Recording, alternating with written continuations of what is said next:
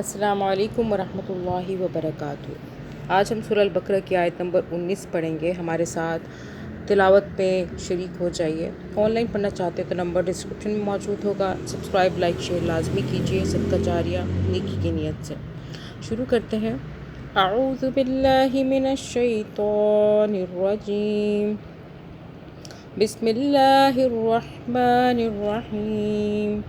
أو كصيب من السماء فيه ظلمات ورعد وبرق يجعلون أصابعهم في آذانهم من الصواعق حذر الموت والله محيط بالكافرين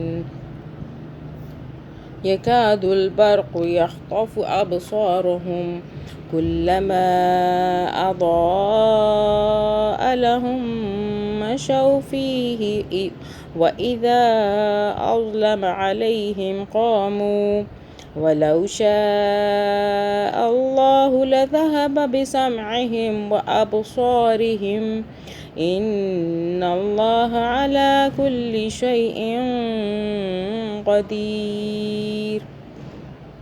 يا أيها الناس اعبدوا ربكم الذي خلقكم والذين من قبلكم لعلكم تتقون الذي جعل لكم الأرض فراشا والسماء بناء وأنزل من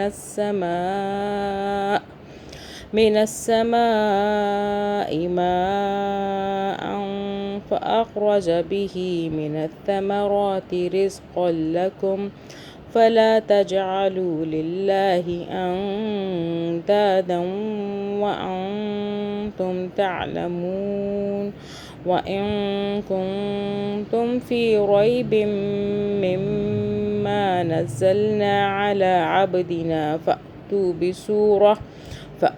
بسورة من مثله وادعوا شهداءكم من دون الله إن كنتم صادقين فإن لم تفعلوا ولن تفعلوا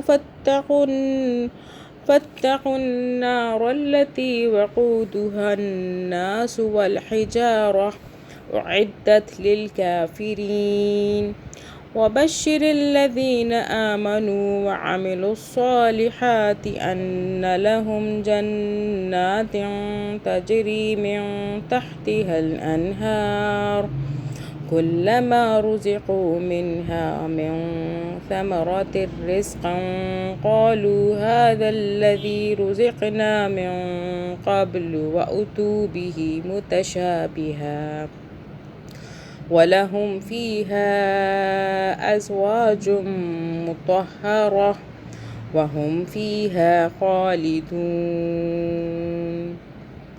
إن الله لا يستحيي أن يضرب مثلا ما بعوضة فما فوقها فأما الذين آمنوا فيعلمون أنه الحق من ربهم وأما الذين كفروا فيقولون ماذا أراد الله بهذا مثلا يضل به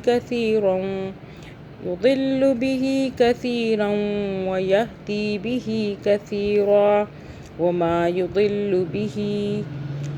يضل به إلا الفاسقين.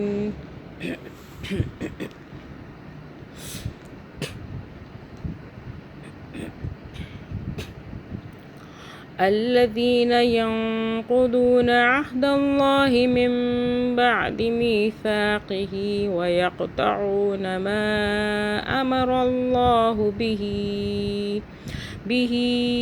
أن يوصل ويفسدون في الأرض أولئك هم الخاسرون. كيف تكفرون بالله وكنتم أمواتا فأحياكم ثم يميتكم ثم يحييكم ثم إليه ترجعون هو الذي خلق لكم ما في الأرض جميعا ثم استوى إلى السماء فسواهن 7 سماوات وهو بكل شيء عليم وإذ قال ربك للملائكة إني جاعل في الأرض خليفة قالوا أتجعل فيها من يفسد فيها ويسفك الدماء ونحن نسبح بحمدك ونقدس لك قال إني أعلم ما لا تعلمون صدق الله العظيم.